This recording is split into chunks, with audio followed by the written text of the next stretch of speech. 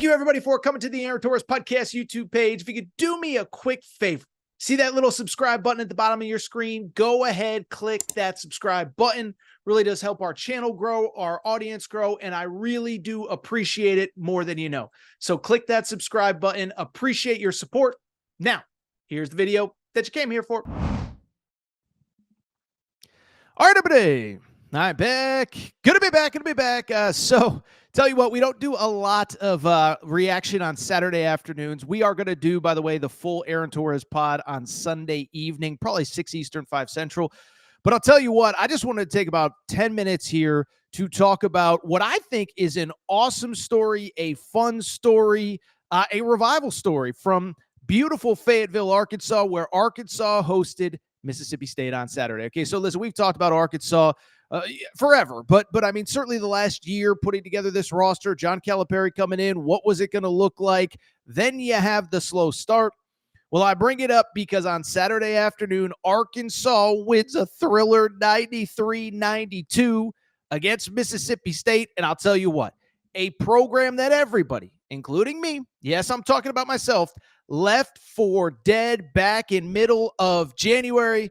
I believe they have just punched an NCAA tournament bid with the win over Mississippi State. Congrats to Arkansas. It was crazy. You were up, you were down. It was kind of a microcosm for the season, but you get the win. You punch the NCAA tournament ticket, in my opinion. We'll talk about that in a minute. And with it, with the thriller, I just got one question for you, baby. You already know what it is. Can anybody stop the Big Pig invasion? Can anybody stop the Big Pig invasion? That's right. Get your t-shirts, AaronTorresOnline.com/merchandise. It's been a minute since we did anything Big Pig invasion related, but it is deserved because Arkansas is red hot, playing their best basketball, and I think just a terror, a team that you absolutely do not want to see in your NCAA tournament bracket. So let's go ahead and dive in. And let me say this. This is unscripted, no notes. We're not going to spend, 30 minutes breaking this down.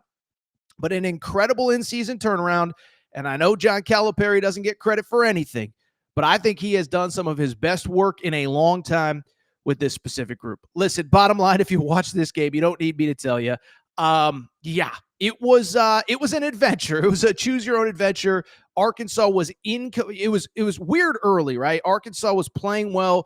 I put out the tweet with the Josh Hubbard foul. It was absurd. It was awful. It was terrible. Right before the half, I guess there was another one earlier in the game. Josh Hubbard kicking Billy Richmond on a three-pointer, getting called for a foul.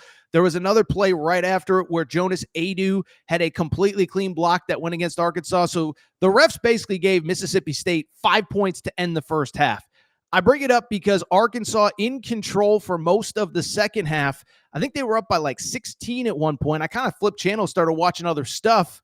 Then all of a sudden I look back and it's a close game and it's a 2-point game and then a 1-point game.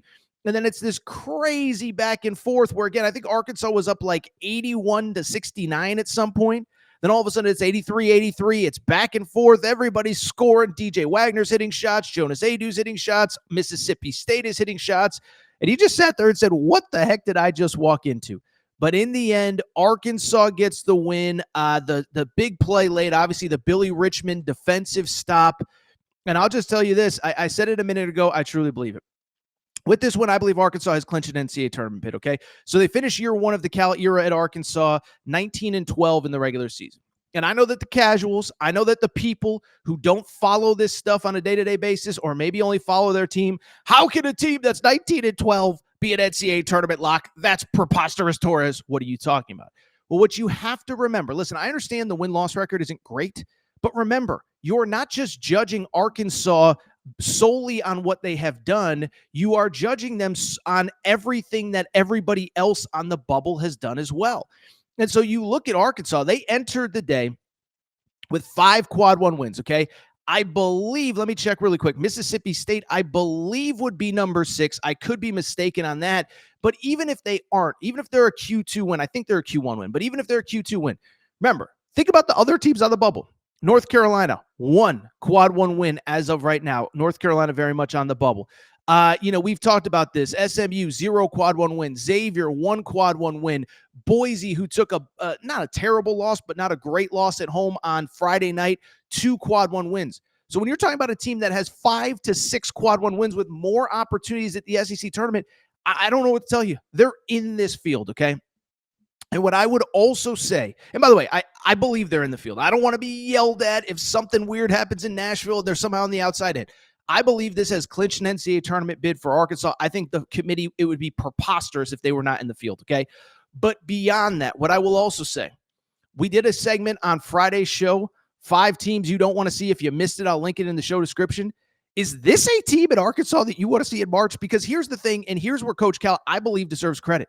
This team is not only playing their best basketball, but if you watch them on a night-to-night basis, I think you can argue that the 7 players who are playing right now, they don't have very many, right? Is it 7 or 6? It's 7. By the way, my back is killing me. I may even sit back a little bit because this chair, this is not my normal studio here, but this chair is killing my back right now. But anyway, I'm too old for this stuff, man. Anyway, we'll get out of here quick. But what I would say is everybody on Arkansas is playing their best version of themselves right now. DJ Wagner had a season-high 24 points. Listen, we've talked about the DJ Wagner story. There isn't an individual that I am happier for than DJ Wagner. I thought he got way too much blame last season at Kentucky. This isn't a tear-down Kentucky segment, so this is not where we're going. But I thought he got way too much blame, finished with 24 points, hit a huge 3 late when his team absolutely needed him, and was phenomenal. 24 points, 5 assists, on top of that, 3 3-pointers made. And again, I just feel like he's a guy that got a totally raw deal. It's kind of crazy. If you look at his stats this year compared to last year, it's kind of like, how good, is he even? He's so much better. I think if he comes back next year, we're talking about a potential all SEC type player. I think he should be on an all SEC team this year because he has been kind of the guiding force, the saving force over the last couple of weeks as Arkansas has turned things around. On Saturday, how about Jonas Aidoo? First 20-point game of his time at Arkansas. He was phenomenal on Saturday, especially down low, especially against a very physical Mississippi State team. Also finished with a cool 10 points and 3 blocks. Trevin Brazil, I hate to say it because it's, we have to talk about the injury to Adu Thero, but Trevin Brazil, it's the same thing that we talked about with Janelle Davis a few weeks ago.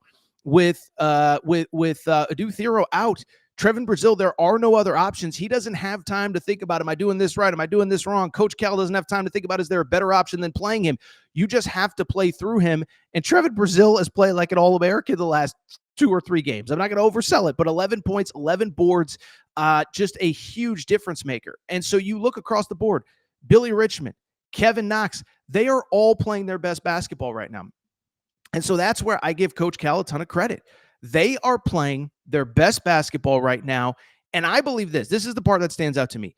Every player on that roster is the best version of themselves right now. Again, go through the list. Jonas Aidoo is playing his best basketball as a Razorback. DJ Wagner playing his best basketball as a Razorback. Trevin Brazil playing his best basketball certainly this season. I don't think you can say the best as a Razorback because he was awesome playing it like a first-round level under Coach Muss a few years ago. But I just bring it up because you are getting the best version of this team going into the most important time of year. So Arkansas is headed to the SEC tournament. Listen, it's the middle of Saturday. I don't know where they'll be playing. I don't know who they'll be playing. I know they will open on Wednesday. And then the NCAA tournament is coming. And again, I am of the belief that Arkansas has done enough to get in the NCAA tournament. Don't yell at me if something weird happens in Nashville and the committee acts weird, but I just don't really see the scenario where they aren't in. So Arkansas deserves a ton of credit. They're playing their best basketball. Every single guy on that roster is playing the best version of himself. Excited for this team. I mentioned it Friday. We did the teams you do not want to see.